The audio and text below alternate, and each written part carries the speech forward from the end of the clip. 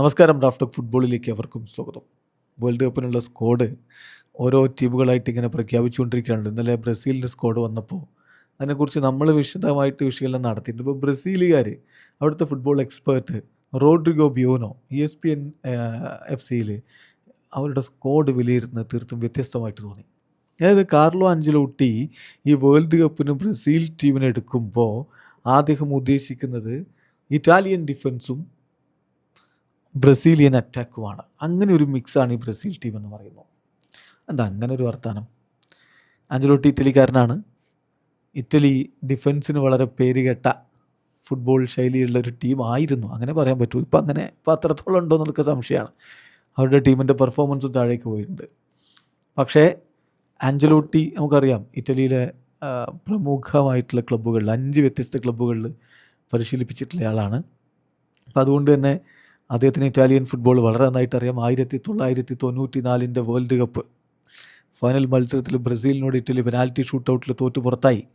അന്ന് ആ ടീമിൻ്റെ അസിസ്റ്റൻ്റ് കോച്ചായിരുന്നു, അരിഗോ സാച്ചിയുടെ അസിസ്റ്റൻ്റ് കോച്ചായിരുന്നു നമ്മുടെ കാർലോ അഞ്ചലോട്ടി എന്ന കാര്യം കൂടി അറിയുക. അപ്പം അങ്ങനെയുള്ള അഞ്ചലോട്ടി ബ്രസീൽ ടീമിനെ ഒരുക്കുമ്പോൾ ഒരു ഇറ്റാലിയൻ ഡിഫൻസ് ആ ടീമിന് കൊടുക്കുന്നു. മുന്നേറ്റത്തിലോ ബ്രസീലിയൻ ഫ്ലേവറുള്ള മുന്നേറ്റ നിര. അങ്ങനെ നിങ്ങൾക്ക് തോന്നുന്നുണ്ടോ ഈ സ്ക്വാഡ് കണ്ടിട്ട്? എന്നാൽ അത്തരത്തിലുള്ളൊരു വിശകലനമാണ് ഇപ്പോൾ റോഡ്രിഗോ ബ്യൂന നടത്തിയിരിക്കുന്നത്. നമ്മളതൊന്ന് പരിശോധിക്കണം. ഇൻട്രസ്റ്റിംഗ് ആയിട്ട് തോന്നി. അതായത് ഈ സ്ക്വാഡിലേക്ക് 9 ഇറ്റാലിയൻ ബന്ധമുള്ള അല്ലെങ്കിൽ ഇറ്റലിയിൽ ഫുട്ബോൾ കളിച്ചിട്ടുള്ള താരങ്ങൾ, ഇറ്റാലിയൻ സീരിയയിൽ എക്സ്പീരിയൻസ് ഉള്ള താരങ്ങൾ ഉൾപ്പെടുത്തിയിരിക്കുകയാണ് കോച്ച്. അതിൽ 8 പേരും ഡിഫൻഡർമാരാണ്. ഒരാൾ മാത്രമാണ് ഡിഫൻസിലല്ലാതെ അങ്ങനെ ഇറ്റലിയിൽ കളിച്ചിട്ടുള്ളത്. അത് പക്വറ്റയാണ്. പക്വറ്റ നേരത്തെ മിലാന് വേണ്ടി കളിച്ചിട്ടുണ്ട്. പക്ഷെ അദ്ദേഹം വേണമെങ്കിൽ ഡിഫൻസീവ് മിഡായിട്ടും കളിക്കുന്നയാളാണ്. അപ്പോൾ വേണമെങ്കിൽ അദ്ദേഹത്തെയും ഡിഫൻസ് കോൺട്രിബ്യൂഷനിലേക്ക് ഉപയോഗപ്പെടുത്താം എന്നാണ് ഇപ്പോൾ വിലയിരുത്തപ്പെടുന്നത്. നോക്കുക, അപ്പോൾ ഇതിൽ ആഞ്ചലോട്ടി നേരത്തെ ബ്രസീൽ ടീമിൻ്റെ കോച്ചായി വന്ന സമയത്ത് പറഞ്ഞ ഒരു കാര്യമുണ്ട്. ഞാനൊരു ഇറ്റലിക്കാരനാണ്. എൻ്റെ ഒരു രീതി എന്ന് പറഞ്ഞാൽ, ഒരു ടീം കൂടുതൽ ഗോളുകൾ കൺസീഡ് ചെയ്യുന്നില്ലെങ്കിൽ ആ ടീമിന് വിജയസാധ്യത കൂടും. നമ്മളധികം ഗോൾ കൺസീഡ് ചെയ്യാതിരിക്കാൻ ടീം ഒരുമിച്ച് ഡിഫൻസിലെ കാര്യങ്ങൾ കൈകാര്യം ചെയ്യണം. ബ്രസീലിൻ്റെ ആദ്യത്തെ 2-3 മത്സരങ്ങൾക്ക് ശേഷം ക്ലീൻ ഷീറ്റുകളൊക്കെ വെച്ചുകൊണ്ടാണ് അദ്ദേഹം ഈ ഒരു വിശകലനത്തിലേക്ക് അന്ന് പോയിരുന്നത്. അപ്പോൾ അതിൽ വളരെ കൃത്യമായിട്ട് ആഞ്ചലോട്ടി അദ്ദേഹത്തിൻ്റെ നിലപാട് അറിയിച്ചുകൊണ്ട് ഇന്നലെ സ്ക്വാഡ് പ്രഖ്യാപിച്ചതിന് ശേഷം പറഞ്ഞ കാര്യം കൂടി നോക്കണം. അദ്ദേഹം പറഞ്ഞു, നമ്മൾ ഒരു ടീം എന്ന നിലയിൽ റെസ്പോൺസിബിലിറ്റി നല്ല രൂപത്തിൽ ഷെയർ ചെയ്യുകയാണ് വേണ്ടത്. എല്ലാവരും അവരുടെ എല്ലാം സമർപ്പിച്ചു വേണം ഈ ടീമിന് വേണ്ടി വേൾഡ് കപ്പിൽ കളിക്കാൻ. അവരുടെ ക്വാളിറ്റീസ് കൃത്യമായി വർക്കിൽ കാണണം. ദേശീയ ടീമിനെ ഹെൽപ്പ് ചെയ്യുക, വേൾഡ് കപ്പ് വിജയിക്കുക, അതായിരിക്കണം ലക്ഷ്യം. ഞാൻ ഒരാളോടും ഒന്നും ആവശ്യപ്പെടുന്നില്ല. എനിക്ക് സ്റ്റാറുകളെ, അതായത് സൂപ്പർ സ്റ്റാർ താരങ്ങൾ എന്ന രൂപത്തിലുള്ള ആളുകളെ വേണ്ട. എനിക്ക് വേണ്ടത് കളിക്കാരെയാണ്. താരങ്ങളെ എനിക്ക് വേണ്ട, എനിക്ക് കളിക്കാരെയാണ് വേണ്ടത്. ടീമിനെ സഹായിക്കാൻ, വിജയിക്കാനുള്ള കാര്യങ്ങൾ ചെയ്യാൻ തയ്യാറുള്ള താരങ്ങളെയാണ് എനിക്ക് വേണ്ടത് എന്ന് കോച്ച് പറഞ്ഞു. അപ്പോൾ ഇനി നിങ്ങൾ കേൾക്കണം. താരങ്ങളായിട്ട് അങ്ങനെ നിന്നിട്ട് റൺ ചെയ്യാൻ മടിയുള്ളവൻ, ഡിഫൻസിനെ സഹായിക്കാൻ മടിയുള്ളവൻ, അങ്ങനെയുള്ളവർ വേണ്ട. എനിക്ക് കളിക്കാരായിട്ട് ടീമിന് വേണ്ടി എന്തും ചെയ്യാൻ തയ്യാറുള്ളവരാണ് വേണ്ടതെന്ന് പറഞ്ഞ കോച്ച് ഇറ്റാലിയൻ സീരിയയിൽ ചിരപരിചിതരായിട്ടുള്ള കുറച്ച് കളിക്കാരെ, ചിരപരിചിതർ എന്ന് പറഞ്ഞാൽ ഇപ്പോൾ ആ അർത്ഥത്തിൽ വാക്കർത്ഥം എടുക്കണ്ട, ആ കളിയെ നന്നായിട്ട് അറിയാവുന്ന അർത്ഥത്തിലാണ് പറഞ്ഞത്. നേരത്തെ അവിടെ കളിച്ചവരും ഇപ്പോൾ കളിക്കുന്നവരൊക്കെ ഇതിലുണ്ട്. ഈ ഒരു സീരിയയിൽ കളിച്ചിട്ടുള്ള താരങ്ങൾ, ആലീസൺ ഡിഫൻസ് എന്ന് പറഞ്ഞാൽ ഗോൾ കീപ്പറാണ്. ഇനിയിപ്പോൾ അദ്ദേഹം ലിവർപൂൾ വിട്ട് വീണ്ടും ഇറ്റാലിയൻ ലീഗിലേക്ക് പോയേക്കുമോ എന്ന ചർച്ചയൊക്കെ നടക്കുന്ന സമയമാണ്. നേരത്തെ റോമയുടെ കോച്ച് ഗോൾ കീപ്പറായിരുന്നല്ലോ. ഇബാനസ്, മാർക്കിഞ്ഞോസ്, ഇന്റർ മിലാനിലൂടെ വന്നാണ് മാർക്കിഞ്ഞോസ്. വെസ്ലി ഇപ്പോഴും റോമയിലുള്ള ആളാണ്. ബ്രമർ യുവൻറ്റസിലുണ്ട് ഇപ്പോൾ. ഡാനിലോ നേരത്തെ അവിടെ കളിച്ചിട്ടുള്ള ആളാണ്. അലക്സാൻഡ്രോ യുവൻറ്റസിൽ കളിച്ചിട്ടുള്ള ആളാണ്.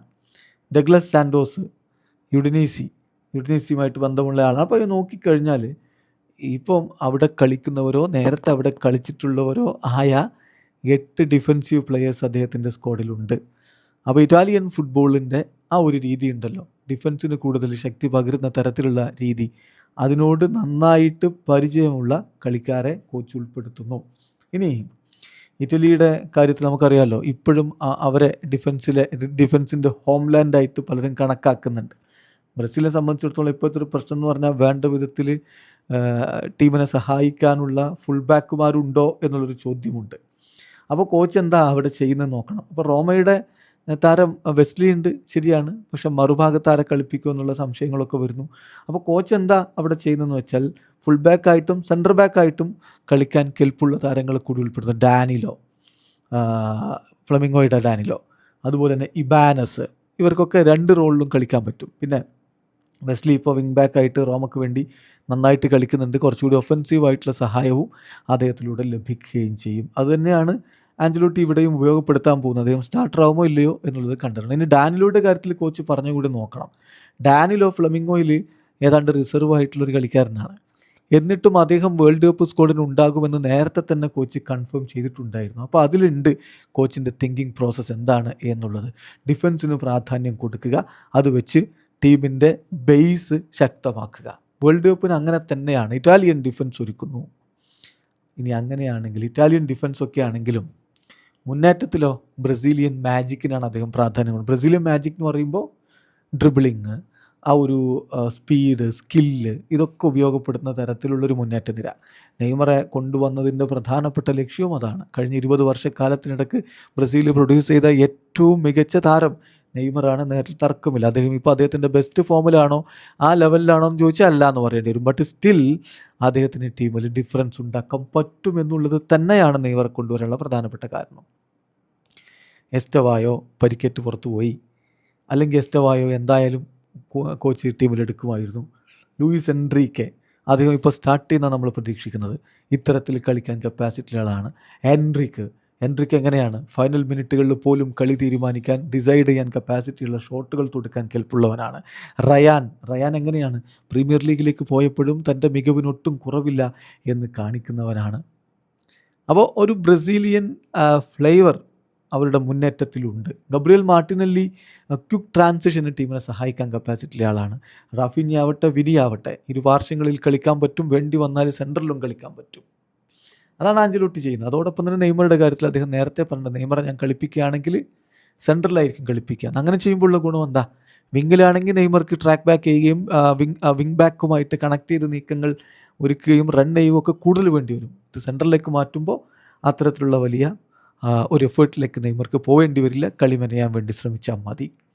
അപ്പം അറ്റാക്കിൽ സ്റ്റിൽ മാത്യൂസ് കുഞ്ഞ, ഇഗോർ തിയാഗോ, ഇവരായിരിക്കും ഒരു ഫൈനൽ തേർഡിൽ ആ ഒരു ഏരിയ സ്ട്രൈക്കേഴ്സ് എന്ന രൂപത്തിൽ നമുക്ക് പറയാൻ പറ്റുന്ന താരങ്ങൾ. അവരുടെ പ്രസൻസ്, അവരുടെ ഫിസിക്കൽ പ്രസൻസ് ടീമിന് ഗുണം ചെയ്യാം. എതിരാളികളിൽ നിന്ന് ബോൾ എടുക്കാനും അതുപോലെ ഈവൻ ഏരിയൽ ആയിട്ടുള്ള ബോളുകളിൽ പോലും അവർക്ക് മികവ് കാണിക്കാൻ പറ്റുമെന്ന പ്രതീക്ഷയിലാണ് കോച്ചുള്ളത്. ചുരുക്കി പറഞ്ഞാൽ ഇവിടെ നമുക്കറിയാമല്ലോ, ഡിഫൻസിനെ ശക്തിപ്പെടുത്തിയിട്ട്, അത് ഒരു ഇറ്റാലിയൻ ഫിലോസഫിയിൽ ഡിഫൻസിനെ ശക്തിപ്പെടുത്തുക, മുന്നേറ്റത്തിന് ബ്രസീലിയൻ ഫ്ലേവർ കൊടുക്കുക, ഇടയിൽ ബ്രൂണോ ഗുയിമറസും കാസിമറോയും ഇതിൻ്റെ ഒരു ലിങ്കായിട്ട് വർത്തിക്കുക.